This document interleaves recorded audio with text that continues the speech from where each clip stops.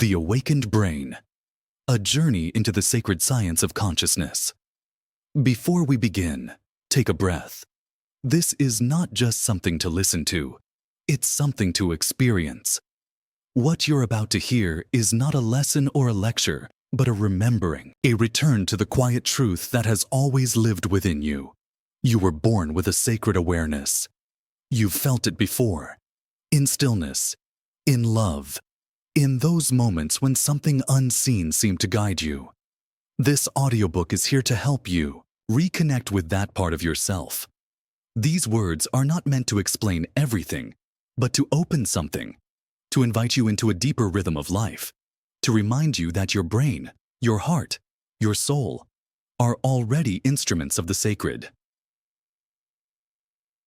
So, wherever you are, walking, resting, healing, know this: you're not alone, and the journey begins right now. Chapter 1: The Inborn Gift of Spiritual Perception. Spirituality is not a belief system handed down from authority. It is not a doctrine. It is not a lifestyle trend. It is a perception, a mode of awareness we are born with. We arrive on this earth already seated with the capacity to perceive into the spiritual dimension of life. This capacity, like sight or sound or touch, is an organic way of knowing. It is built into the fabric of our biology, our mind, our soul. As a scientist, I've spent decades studying this truth, and what I've discovered is not merely conceptual. It is breathtaking. When someone is spiritually awake, their brain literally lights up in a pattern we can now identify and measure. The spiritually engaged brain vibrates in harmony with all of life. This is not just a poetic metaphor. It is scientific fact. It is as if the inner instrument of the human being is tuned to the song of the universe. What does this mean practically? It means that you, and every person you've ever met, carry within you a sacred organ of perception. You have the ability to recognize a deeper order, to sense love behind the chaos, to feel guided when logic runs dry. We perceive spiritual truth in countless ways, in gut instincts that turn out to be right, in moments of synchronicity that feel too precise to be coincidence, in dreams that carry the weight of messages we didn't invent. This awareness isn't bound to one tradition. It doesn't matter whether you were raised Catholic or Buddhist, Jewish or secular, or whether you've ever stepped inside a place of worship. Across cultures and backgrounds, we all share the same inborn capacity for what I call a transcendent relationship, a felt, experiential connection with a higher presence. You may call that presence God, or the universe, spirit, source, Hashem, nature. It doesn't matter what word you use. The experience itself is universal. We also share another core spiritual capacity, the ability to love one another as sacred beings.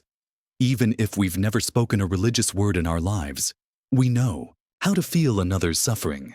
We know how to sit beside someone who's grieving and say nothing, yet offer everything. That's not just empathy. That's relational spirituality. A sacred bond formed not through doctrine, but through soul. These two dimensions, the transcendent and the relational, form the backbone of our spiritual nature, and the beauty of it is, they evolve. They grow with us. Spiritual perception is not static. It deepens across the lifespan. It matures through experience, especially through struggle. And yet, at its core, it is always there. A quiet frequency under the noise of modern life.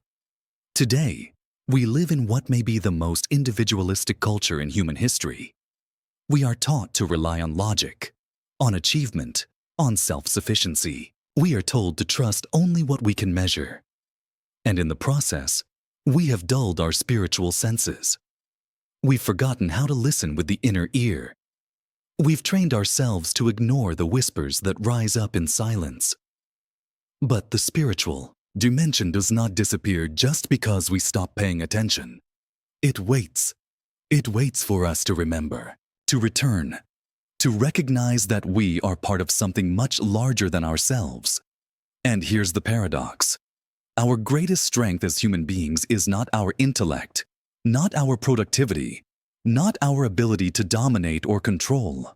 Our greatest strength is our capacity to be open, to be receptive, to be moved by what we cannot fully explain.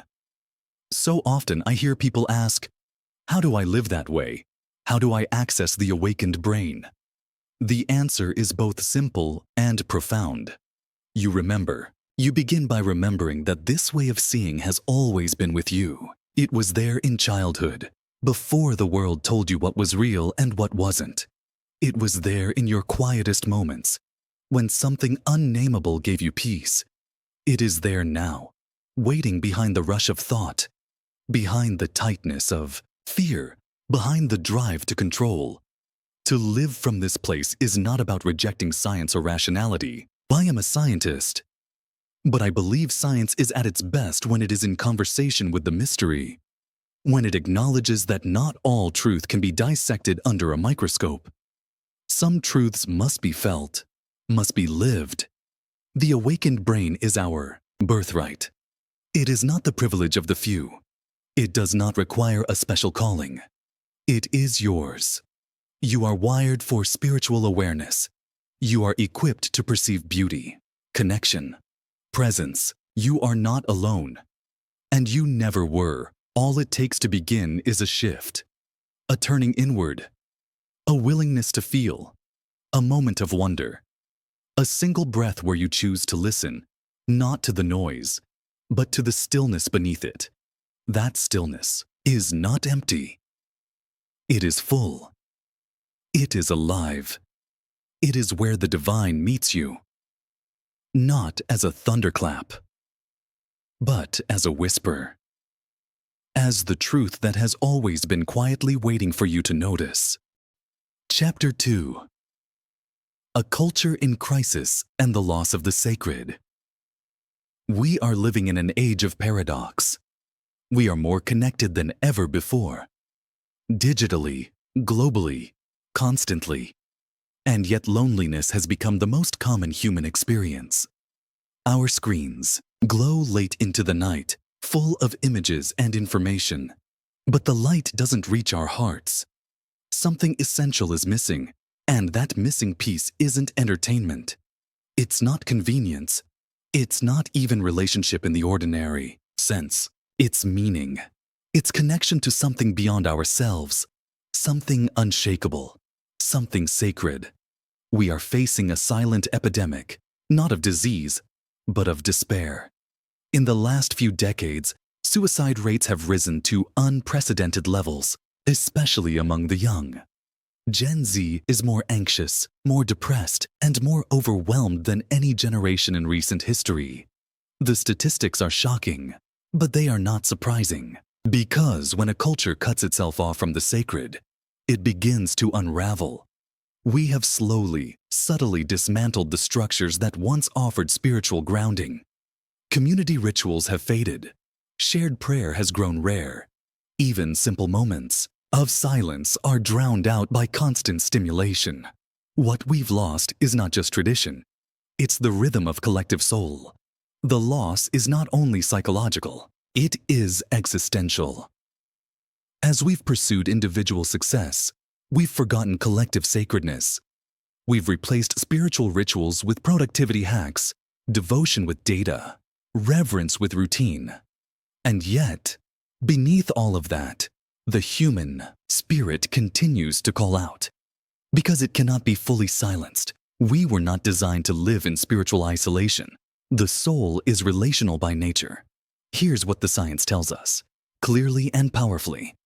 When people engage in shared, spiritual life, the outcomes are profound. In a landmark meta-analysis that included thousands of cases, we found that individuals who participated in collective spiritual practice, community prayer, sacred gatherings, even informal spiritual support, had an 82% lower risk of dying by suicide. That number is staggering. 4 out of 5 lives saved, not by medication, not by therapy alone, but by the presence of something greater, shared among people. This tells us something essential. Spiritual life is not just a personal luxury. It is a communal necessity. We thrive not only when we feel connected to the divine, but when we feel that connection together. The very act of turning towards something sacred, side by side with another, begins to restore what our culture has eroded. And this isn't limited to religious institutions.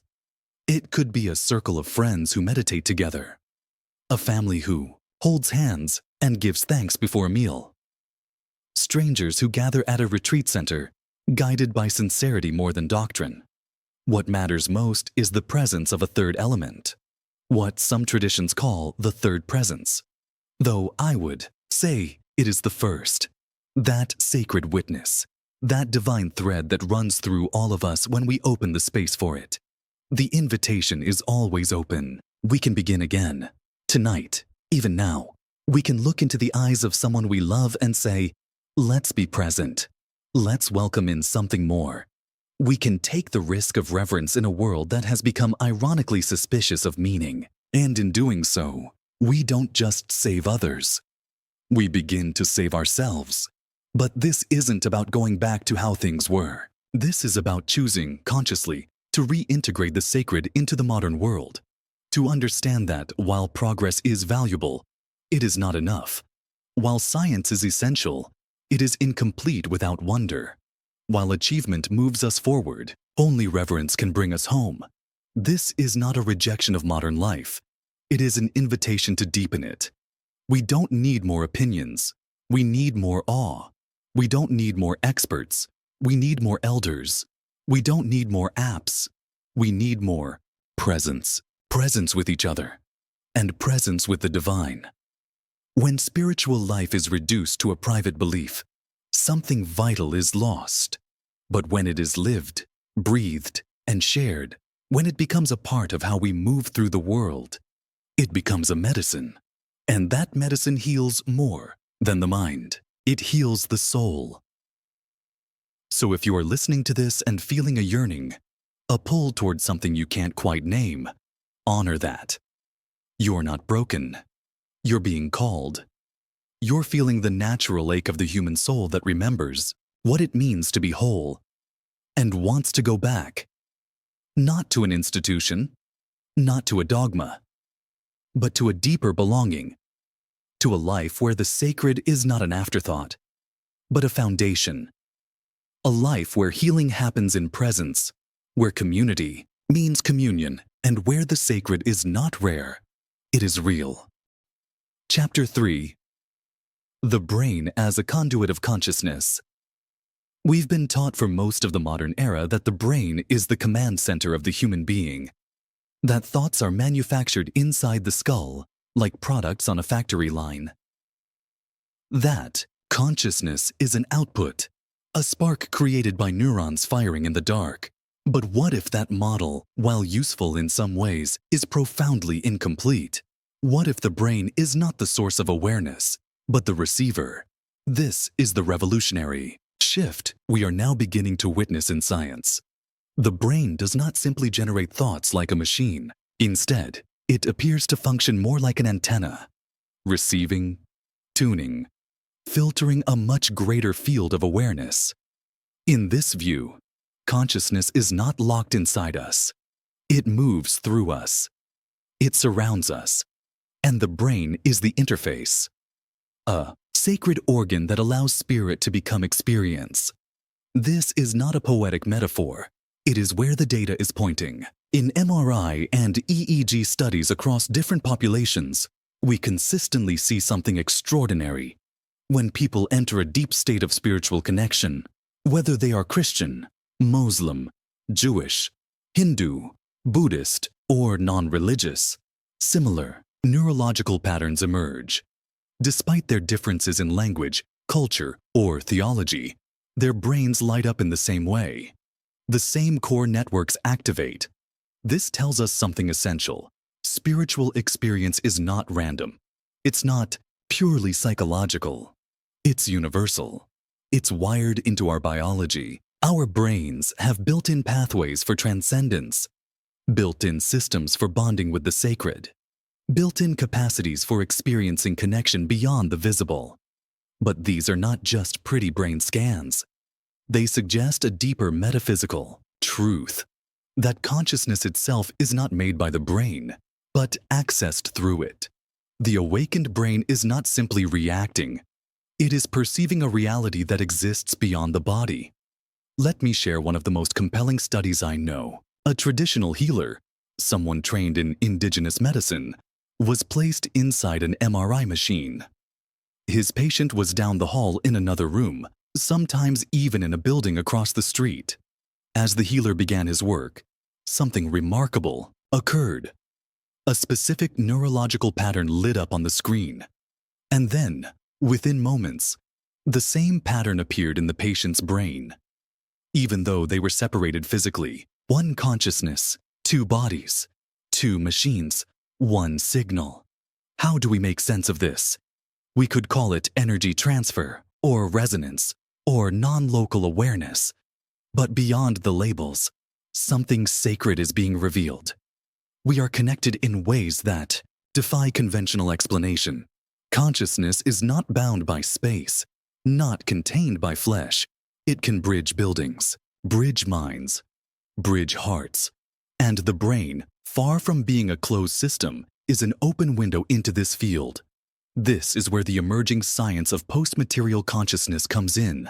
A field that dares to go beyond the limits of materialist thinking. Where traditional neuroscience sees the brain as a machine, post-material science sees the brain as a gateway, a conduit, a place where soul and biology meet. But there's a danger here too, a new trap that mirrors the old one. In our enthusiasm to embrace consciousness science, we must resist replacing materialism with another form of human-centered arrogance. It's tempting to say, we are the creators of consciousness now. We've found the code. But that, too, is false. Consciousness does not come from us. It moves through us, and we are participants, not proprietors. We are not the authors of divine intelligence. We are vessels of it. And our greatest power comes not from dominating it, but from aligning with it. From recognizing that we don't control consciousness. We dance with it. We are shaped by it. And in our most awakened states, we become mirrors of it. This view is deeply humbling and deeply empowering because it means that every person, regardless of education, background, or belief, is already part of something vast and wise. You don't need to earn the right to perceive the sacred. You don't need credentials to feel divine presence. You were born with the antenna. It's already there. The question is simply, are you tuning in? In the book The Awakened Brain, I explore this idea through both science and story. And again, what becomes clear is this. The brain is only one part of the equation. Yes, we can see the patterns on a scan. Yes, we can study the correlations. But behind every data point is a living soul. Feeling love, hearing guidance, waking up to the unity of all things. This is not about rejecting science. It is about expanding it. Science, at its best, is a method of wonder. A way of asking deeper and deeper questions. A way of discovering not just how things work, but what they mean. And when we allow science and spirituality to meet, not as enemies, but as partners, we unlock a fuller picture of reality. So, what does this mean for your life? It means that your experiences of intuition, of sacred connection, of moments that defy logic, those are not illusions, they are signals. You are not imagining things when you feel someone thinking of you. You are not naive when you act on a gut instinct that turns out to be true. You are living from the awakened brain. And that brain is not a factory. It is a bridge. Chapter 4. Letting go of control and trusting the unknown. We live in a world obsessed with control. We are taught from an early age to plan, to predict, to pursue outcomes with surgical precision. We build our identities around the illusion of certainty, careers mapped out in spreadsheets, relationships strategized like chess games, dreams engineered like business plans. And yet, for all our effort, so much of what shapes our lives lies beyond our control. This truth is not a failure of will. It's a feature of existence. Life, by its very nature, is uncertain. The more we resist that fact, the more we suffer. But the moment we begin to embrace it, truly embrace it, we step into a different kind of awareness. One not driven by grasping, but by opening. One not obsessed with outcomes, but grounded in presence. This is the realm of the awakened brain. There's a popular belief, often dressed up as manifestation, that if we just align our thoughts with what we want, if we focus hard enough, believe deeply enough, visualize vividly enough, we'll receive exactly what we ordered, as if from a cosmic delivery service. But this belief, seductive as it is based on a misunderstanding of how consciousness actually works. The truth is, what we want is shaped by what we already know, by our history, our ego, our wounds.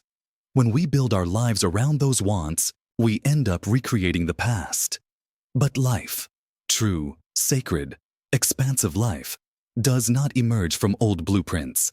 It comes from something deeper, something we can't predict, something that requires surrender. Letting go is not giving up. It is waking up. It is turning from the narrow hallway of control into the vast open field of dialogue with life itself. When we surrender our grip on how things should be, we become available to how they could be, often in ways that are more beautiful, more alive, and more aligned than anything we could have planned. This doesn't mean we stop using reason or intention. It means we stop idolizing them. We learn to hold our goals with an open palm. We begin to trust the timing of what unfolds. And we pay attention, not just to what we're chasing, but to what is trying to find us. You may have experienced this already. Perhaps you were pushing hard for something, a job, a relationship, a specific outcome. And the more you pushed, the more elusive it became. And then, when you finally let go, something unexpected arrived. Something better. Something you didn't know you needed. That's not coincidence. That's wisdom moving through life itself. Synchronicities begin to appear when we stop trying to micromanage reality. Patterns emerge. Insights rise uninvited. The right person calls. A sentence in a book jumps out like a message meant just for you. These are not random. They are the universe responding to your openness. They are the fruit of surrender. But surrender is not passive. It's deeply engaged. It's a daily, moment-to-moment choice to listen more than dictate, to respond more than react, to allow mystery to lead you somewhere your mind cannot yet see. This is how the awakened brain operates, not through domination, but through dialogue. It asks, what is life showing me right now? What is trying to come through this moment? What am I being invited to learn, release, or discover? When we live this way, we move from fear to faith. Not blind faith, but experiential trust. We begin to realize that the universe is not neutral. It is intelligent, it is responsive, and it is interested not only in what we achieve, but in who we become. This shift changes everything. Life becomes less about chasing and more about cultivating. Less about mastering outcomes, more about deepening presence. We begin to see that our greatest moments of transformation rarely came from getting exactly what we wanted. They came from what we didn't plan, from the detour, the interruption, the unexpected encounter. There's an elegance in this way of living, a grace. It's not flashy, but it's powerful. Because when we surrender control, we don't become lost. We become found. We don't lose power. We find a deeper one. A power rooted not in force, but in flow. If you're struggling with letting go, know this. Surrender isn't a one-time act. It's a practice. It's learning to breathe in the unknown, to meet uncertainty not as a threat, but as a teacher. It's remembering again and again that your worth is not defined by what you control, but by how you relate to what arises. The awakened brain doesn't shut down when the plan falls apart. It opens wider. It sees the disruption as data, the delay as direction. It knows that what feels like a loss of control is often a moment of realignment, a recalibration with a deeper rhythm, one we didn't know we were missing. And over time, that rhythm becomes familiar. We begin to trust it. We begin to hear its music even in silence. We learn to walk not by sight, but by resonance. Not by maps, but by presence. This is not the way of the world as it's often taught, but it is the way of the soul. And when the soul leads, life becomes less like a project to manage and more like a mystery to welcome. Chapter 5. Parenting the spiritual child within and without. There's something sacred about the way a child sees the world. Long before language becomes dominant, before schooling imposes categories, before the rational mind builds its defenses, the child is a wide-open channel. Their awareness is pure, unfiltered. They don't just observe the world. They commune with it. They speak to trees. They listen to animals. They ask questions that have no easy answers. They are born spiritually awake. In many ways, children are our greatest spiritual teachers. They remind us of what we've forgotten, that the world is alive, that we are part of something vast, and that the invisible is just as real as the visible. They embody a kind of natural reverence, a spontaneous joy, an intuitive sense of the sacred. As parents, caregivers, or elders, we often feel the pressure to shape them, to prepare them for the world. But what if our real task is not to shape, but to protect? What if our job is not to fill their minds, but to guard their light? To keep their natural spiritual awareness intact in a world that so often teaches them to shut it down? Children don't need us to explain God to them. They need us to not get in the way of their experience of the divine. They don't need perfect theology. They need presence. They need adults who are willing to honor the mystery with them, who are not afraid to sit in silence, to wonder aloud, to cry, to pray, to ask big questions without demanding final answers. Too often, we unintentionally diminish a child's spirituality, not by attacking it, but by ignoring it. When a child says, "I dreamed of Grandma and she told me something," or "I felt something in the trees talking to me," we may laugh it off or change the subject. But to that child, it was real. It is real. And when we dismiss it, we teach them that their most sacred perceptions don't belong. But when we honor those moments, something remarkable happens. The child feels seen, not just on the surface, but at the soul level. And we, as adults, are changed too. Because the spiritual light in a child doesn't just illuminate their path. It reawakens something in us. It speaks to the child within us, the one who once knew how to listen, how to play with the divine, how to move through life as if it were a sacred dance. There's a beautiful reciprocity in this dynamic. As we protect their flame, they rekindle ours. As we witness their wonder, we remember our own. Parenting then becomes not just a responsibility, but a sacred invitation, a chance to walk beside a soul on their unfolding journey, and to let them walk beside us on ours. And the science supports this. Studies have shown that when even one person in a room enters a deep, transcendent state, through prayer, meditation, or awe, others around them begin to mirror that state. Their neurons come online. Their perception shifts. This is particularly true with children. Their spiritual openness radiates outward. They are transmitters of presence. When a spiritually connected child enters a space, they elevate the room, not through words, but through frequency. Through being, they create an atmosphere where others, often unconsciously, soften, breathe, remember. It's not mystical sentiment. It's neurobiology in harmony with soul. This is why presence matters more than perfection. As parents, we often fear we're not doing enough, that we're not spiritually equipped, that our moments of distraction, frustration, or uncertainty will somehow dim our children's light.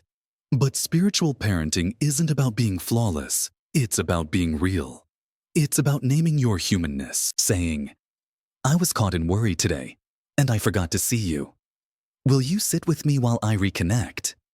It's about including your child in your own spiritual journey, not hiding your struggles, but inviting them into the process, letting them see that even adults get lost and found again. When we open that window, when we share our path, our practices, our prayers, we give our children a roadmap back to themselves. We show them that the spiritual life is not something reserved for monks or mystics, but something woven into ordinary days. A conversation at bedtime, a shared moment of silence before dinner, a walk where you both listen for something greater. And just as we attend to the spiritual child in our care, we must also learn to parent the spiritual child within ourselves. That part of us that still remembers how to feel deeply, that still longs for beauty, truth, and love without condition, that still hopes, still listens, still dreams. When we turn toward that inner child with gentleness and respect, we heal generational wounds, we disrupt cycles, we create new possibilities, not only for ourselves, but for everyone we influence. So much of what children need is simple: someone to see them, to honor their truth, and to walk with them. Not ahead of them, not above them, but beside them, to say, with our presence more than our words, "I believe in the light you carry. I will protect it, not extinguish it. And in your light, I see again my own." Because at the heart of it, parenting is not about control. It's about stewardship. And spiritual parenting is not about giving answers. It's about holding space for mystery, for wonder, for the sacred presence that moves in and through all of us. Chapter 6. The Awakened Brain and its 4 Pathways. There's a shift that happens when we begin to awaken, not in theory, but in felt reality. It doesn't start with a book or a belief. It begins with an experience. A moment when something opens. A moment when we feel, maybe for the first time in years, that we're not alone, that we're being held, guided, that we belong to something infinite and alive. This shift isn't just emotional. It isn't just spiritual. It's physiological. It's neurological. It's visible on a brain scan. Over the past decade, I've been privileged to study what I call the awakened brain, the neural signature of spiritual awareness. And what we've found, across diverse populations and belief systems, is that there is a consistent pattern in the brain when someone experiences a direct connection to the transcendent. The research began by inviting people of many different backgrounds: Catholic, Hindu, Muslim, Jewish, spiritual but not religious, even those with no tradition, to describe a moment when they felt deeply connected to something greater than themselves. Not a thought about God, but a moment of direct experience. A walk in nature that felt like communion, a dream that felt like a message, a prayer that felt like it reached beyond the room. We then brought them into the fMRI lab and scanned their brains. What we saw astonished us. Despite their different stories, languages, and frameworks, the same 4 neural pathways consistently lit up. These are not minor fluctuations. These are robust, replicable signatures. What we now understand to be the 4 dimensions of the awakened brain. The first dimension is shared with mindfulness, the quieting of the default mode network. This is the part of the brain that loops endlessly on our to-do lists, our regrets, our worries, our self-narratives. When we enter a spiritual state, this network quiets. The inner chatter softens. The mental noise fades. We become present, attentive, available. But it's the next 3 dimensions that are unique to spiritual experience, And there where things get truly profound. The second pathway involves the bonding network of the brain. This is the same system activated when an infant is held in a parent's arms, or when we experience secure, loving connection. In the awakened brain, this bonding network becomes active not in response to another human, but in response to the transcendent.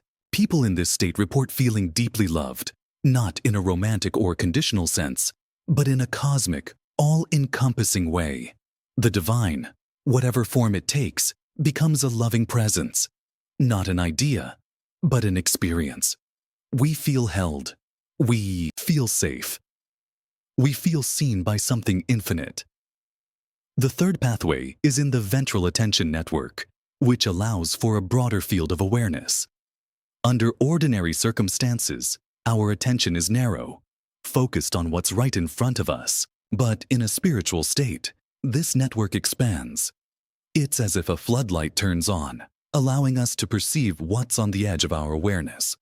We start noticing signs, synchronicities, subtle cues from the world around us. We begin to sense that we're in dialogue with life itself, that the universe is responding to us in real time. This isn't fantasy. It's measurable. It's consistent. And it suggests something astonishing. The awakened brain is not just aware of the moment. It's in conversation with it. It doesn't just observe reality. It participates in it dynamically and intuitively. The fourth and final pathway involves the parietal lobe, which helps us perceive boundaries. Where I end and you begin. In a state of spiritual awakening, this boundary becomes permeable. We don't lose our sense of self, but we begin to experience ourselves as part of a larger whole. We remain distinct, yet deeply connected. The illusion of separateness begins to dissolve, and a sense of unity takes its place. We feel part of the family of life, of the human story, of the web of being. This is not a mental construct. It's a felt truth. It's the reason people across cultures describe spiritual awakening in such similar terms. I felt at one with everything. I saw myself in all beings. I felt the presence of God in everyone and everything. These aren't poetic flourishes. They are reports from the field of awakened awareness. When these four dimensions come online, something extraordinary happens. We begin to live from a different center. We become more compassionate, more open, more resilient. We make decisions from a deeper place. We stop reacting and start responding. We begin to trust our inner knowing, not as a guess, but as a form of data. And we navigate life not just through logic, but through resonance. The most beautiful part is that this capacity is not reserved for mystics or monks. Every human being is born with it. We all have the neural architecture to awaken. But just like physical muscles, spiritual awareness needs attention. It needs practice. It needs space to grow. When we meditate, pray, journal, spend time in nature, or serve others from a place of love, we are strengthening these pathways. We're not just becoming more peaceful. We're becoming more perceptive, more aligned, more capable of sensing and following the sacred guidance that is always available. The awakened brain is not a destination. It's a way of being, a way of seeing, a way of participating in life as if every moment has meaning. Because it does. This is the great invitation of our time. Not simply to survive or succeed, but to awaken. To remember who we are. To reclaim the full spectrum of our human awareness. And to walk through this life not just as individuals, but as luminous beings connected to the whole. Chapter 7. Synchronicity as the language of the universe. There's a moment, subtle but unforgettable, when something happens that feels too perfectly timed to be random. You think of someone you haven't spoken to in years, and they call. You feel lost in a decision, and a line from a stranger's conversation answers your silent question. You're grieving, wondering if your loved one is still with you. and a song you shared together plays in a quiet cafe just as you enter. These are not mere coincidences. These are synchronicities. They are the fingerprints of a universe that is alive, aware, and in constant dialogue with us. Synchronicity is not magic.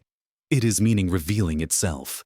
It is the merging of two seemingly unrelated events in a way that points to a deeper order. Carl Jung gave us the term, but the phenomenon is ancient. Recognized across spiritual traditions and cultures, it is the world speaking, not in words, but in patterns. It is life whispering, "I see you. You're not alone. Keep going." We are often taught to dismiss these moments. We call them chance, coincidence, luck. But when we begin to awaken, something shifts. Our perception widens. We realize these events are part of a greater network of communication. They are the way the sacred speaks. Through timing, through pattern, through resonance. The rational mind wants to explain everything. It wants control. And yet, some of the most profound guidance we'll ever receive comes in moments we couldn't have predicted or planned. That's not failure. That's grace. What makes synchronicity so powerful is that it bypasses the analytical mind and goes straight to the soul. You know when it's real. You feel it in your body. A sense of electricity, a clarity, a softening or stillness. It carries a frequency that's unmistakable. And over time, as you begin to trust it, you enter into relationship with it. You stop demanding proof. You start listening with the heart. In neuroscience, we now understand that the brain has specific networks responsible for pattern recognition, especially when combined with an expanded attention system. In awakened states, we see increased activation in these areas. The brain becomes more attuned to subtle connections, not imaginary ones, but meaningful ones. The awakened brain doesn't just perceive more. It perceives differently. It catches what others miss. But the question is, what do we do with these moments? How do we integrate synchronicity into how we live? The first step is to notice, to stay present, to resist the impulse to dismiss the improbable just because it can't be explained. The second is to ask gently, what might this be showing me? Not in a paranoid or obsessive way, but with curiosity, with humility. And then, perhaps the most important step is to respond, to act. When a synchronicity presents itself, it's not meant to be admired like art on a wall. It's an invitation, a signpost, a nudge toward alignment. And when we follow those nudges, even tentatively, we strengthen the dialogue. We say to the universe, "I'm listening," and the universe answers back. Then I'll keep speaking. I remember a moment when I was walking through a grocery store and felt drawn to a woman nearby. I didn't know her, but something moved in me, a quiet, insistent sense. Tell her she looks healthy. It made no logical sense. Still, I followed the impulse. I turned, smiled, and said, "You look so healthy." She burst into tears. "I have cancer," she said. "I'm starting treatment tomorrow. I've been afraid." And in that moment, a simple phrase became medicine. Not because it came from me, but because I allowed it to come through me. I was the messenger, not the source. That is the power of synchronicity. It connects us not only to guidance, but to one another. It breaks the illusion of separation. It shows us that we are already participating in something sacred, that our lives are intertwined with a wisdom greater than any of us individually. You too have had these moments. You may be having them more often than you realize. A gut feeling that saves you from a bad decision. A dream that brings insight. A pattern that repeats until you finally see the lesson. These are not random. They are your life speaking back to you. They are signals from the field of consciousness. Synchronicity also awakens compassion. Because when you start to realize that the universe is orchestrated in ways that support growth, healing, and connection, you begin to see other people differently. You start to understand that their path is just as guided as yours. That your presence in their life, even for a brief moment, might be part of a divine assignment. You become what I call a trail angel. Someone who shows up with just the right words, at just the right time, for someone who didn't even know they were looking, and others become that for you. It's not dramatic or grand. It's subtle, but it's real. As you deepen this trust, you also develop discernment. You begin to sense the difference between ego-based impulses and spirit-based nudges. Ego is loud, impatient, and hungry. Spirit is quiet, clear, and kind. The more you practice listening, the more fluent you become in this language of the sacred. Eventually, synchronicity becomes less of a surprise and more of a norm. Not because life becomes predictable, but because you become more receptive. You begin to move in rhythm with something deeper, and that rhythm, once heard, can never be forgotten. The awakened brain doesn't treat life like a problem to solve. It treats life like a mystery to honor, a story to co-write, a conversation to continue. And in that ongoing conversation, synchronicity is how the divine reminds us that it is always listening and always near. Chapter 8. Healing through connection and divine guidance. There are moments in life when we feel entirely unequipped, when someone we love is suffering, when loss knocks the air from our lungs, when words fail and logic retreats. In those moments, we often feel small, helpless, unsure of what to say or do. But beneath that uncertainty, something else is moving. A deeper wisdom. A sacred current. The truth is, we are never without guidance. We are never alone in our efforts to bring comfort, to bring healing, to be of service.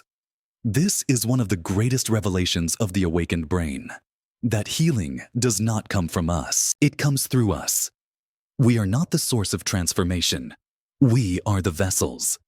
And the more we allow ourselves to open to that higher presence, whether we call it spirit, source, God, or simply love, the more we are used in ways that are precise, timely, and astonishingly wise. But to be used as a vessel requires trust. Not trust in outcomes, but trust in availability. Trust that if we show up, if we quiet ourselves, if we listen beyond our ego's chatter, what needs to be said or done will be given to us. And often, it is the very thing someone else needs most. I remember a woman I knew who had suffered the devastating loss of a baby in the late stages of pregnancy. I wanted to support her, but I didn't know how. Nothing I could say would fix it. So I prayed. I asked, "Please guide me. Let me be used. Let me speak only what will serve her." And the words came. Not as a script, but as a whisper, a clarity. I wrote her a note. Later, she told me she read it to her husband many times. That it gave her comfort. That it felt like a light in a very dark place. That moment did not come from intellect. It came from surrender, from opening to the wisdom that lives beyond language. We are built for this. Our biology, our psychology, and our spiritual architecture are designed for interconnectedness. When someone enters a room in a state of peace or prayer, others around them begin to synchronize. Our mirror neurons come online. Our nervous systems respond. We feel it, and we align with it, often unconsciously. This is why presence is more powerful than performance. It's not about having the perfect words.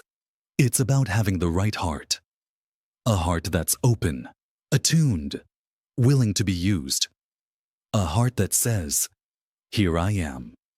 Use me." That willingness is what makes the difference between advice and grace, between noise and healing. And it's not just for others. Divine guidance is for us too. When we are lost, when we can't see the next step, when the map has burned and the compass has failed, we can turn inward, not to figure it out, but to ask, to listen, to receive. Sometimes that guidance comes as a strong intuitive pull. Sometimes it comes through a dream. Sometimes it shows up in a conversation or an unexpected invitation. But it always comes, and it always arrives with the same unmistakable feeling: peace, clarity, resonance. Over time, as we practice listening, we begin to trust the difference between the voice of ego and the voice of spirit. Ego is urgent, anxious, and agenda-driven. Spirit is calm, clear, and quietly persistent.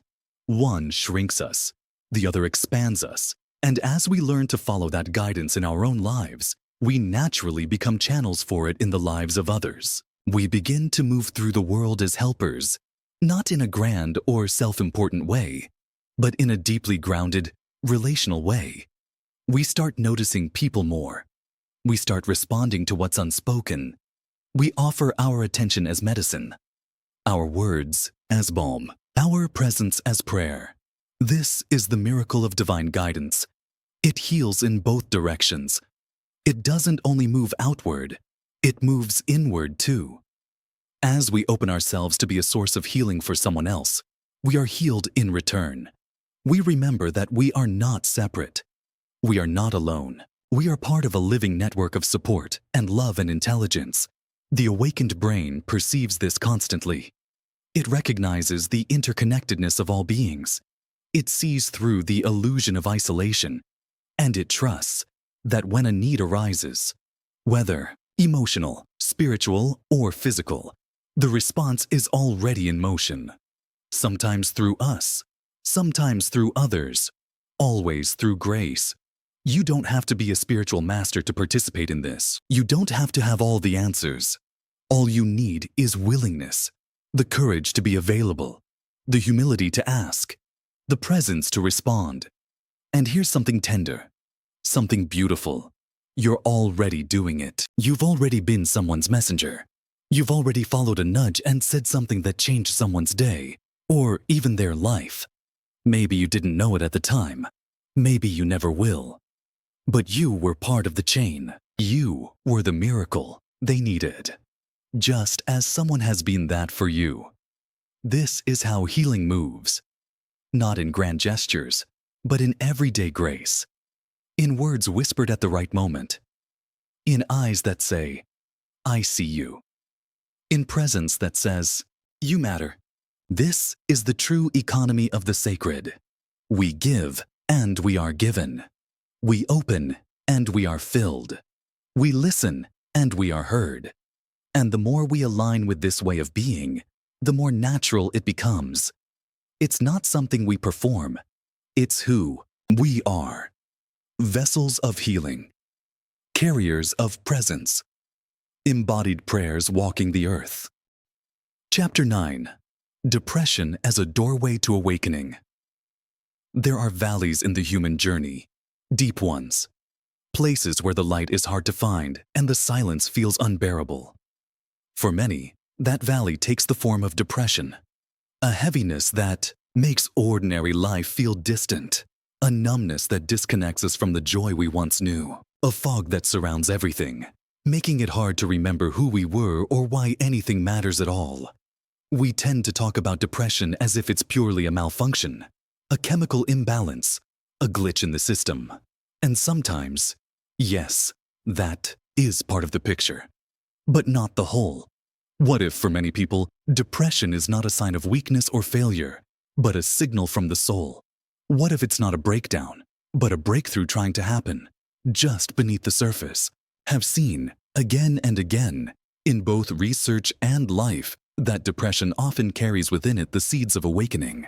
It brings us to our knees, yes, but it also strips away illusions. It burns through the noise. It empties us of what no longer serves. And in that emptiness, a deeper voice begins to speak. It whispers things we may not have wanted to hear. This life you've built isn't aligned. This pace you're moving at isn't sustainable. This version of success isn't feeding your soul. And at first, that voice can feel cruel. But over time, as we listen more closely, we realize it's not judging us. It's inviting us to slow down, to turn inward, to remember who we really are. During my own journey with infertility, I entered this valley.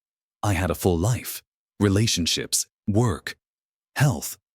And yet, the absence of a child left me hollow. Month after month, the hope that new life would begin was met with silence. And in that silence, something cracked open. Not in an instant, but gradually. I realized that I could not make life happen. I had to receive it. I had to surrender the idea that I could control the timing of the sacred. And in that surrender, something else was born. A new kind of knowing. A new kind of trust. A willingness to walk not by sight, but by faith. That experience changed my brain, yes. But it also changed my heart. It made me more receptive, more attuned, more spiritually alive. We now know from neuroscience that these inner transformations show up in physical form. People who awaken spiritually during or after depression often develop a new brain signature, a high-amplitude alpha rhythm, a coherent wave pattern, one that resonates at the same frequency as the Earth itself, the Schumann resonance. In other words, their inner being becomes synchronized with nature, with the field of life, with creation. This is not metaphor. This is real. The awakened brain doesn't just perceive differently, it vibrates differently. And that vibration is not just healing. It's homecoming. It's a return to a state of unity that had been forgotten in the noise and striving of modern life.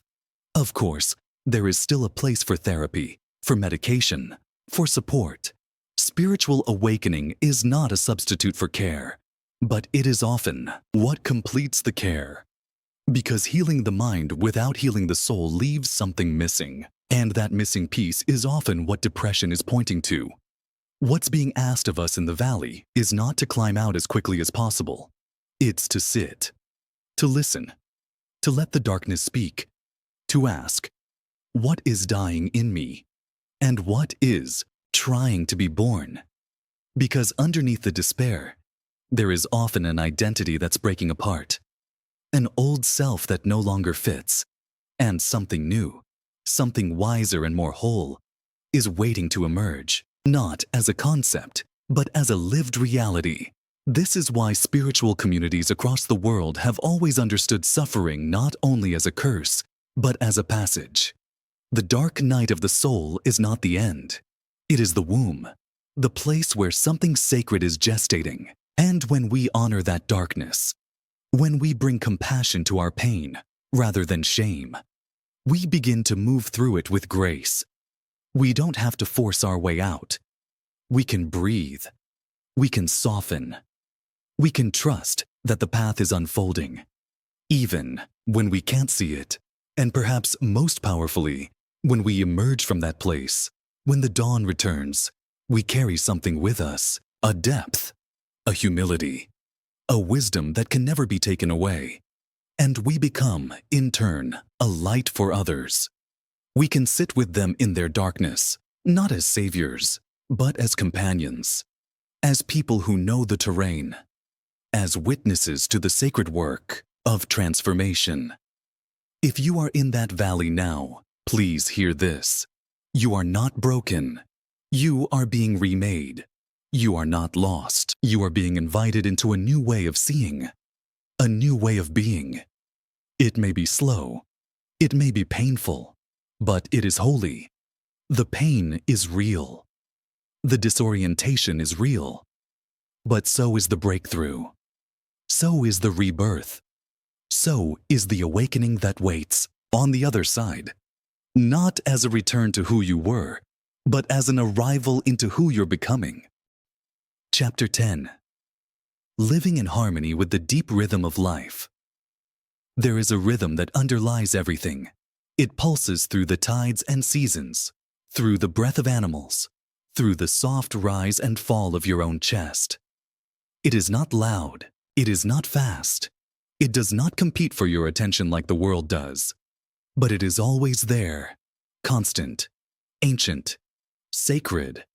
It is the rhythm of life itself, and when we attune to it, we come into harmony with something that is far wiser and more loving than anything our isolated minds could create. Modern life is not built on that rhythm. It is built on urgency, efficiency, endless productivity. We are praised for how fast we can go, how much we can handle, how many things we can juggle. But in that pace, we lose something precious, our connection to the deep current. The current that tells us when to move and when to rest, when to speak and when to listen, when to act and when to simply be.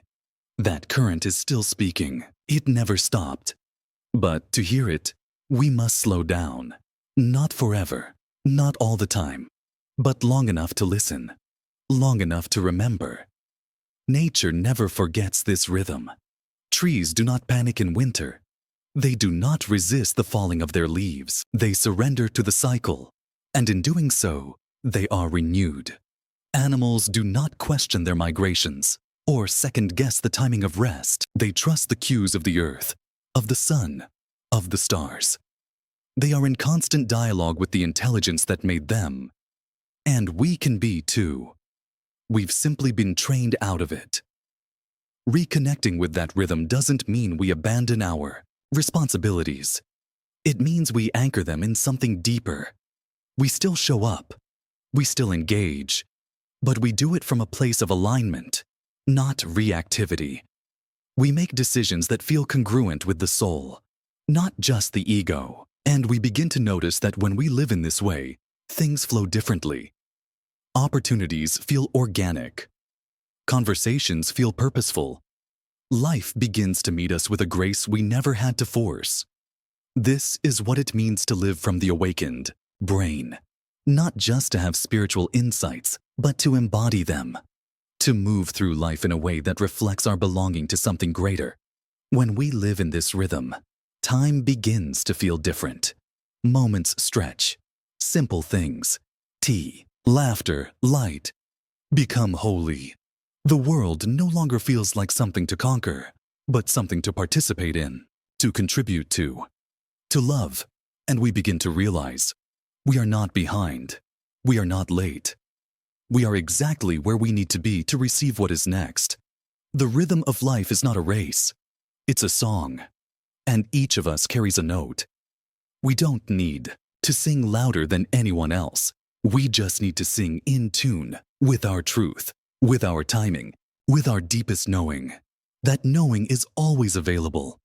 It doesn't need a special environment. It doesn't require silence or solitude. It can be heard in the chaos too, in the cries of children, in the traffic, in the hard conversations. But to access it, we must pause, even briefly, even with one breath.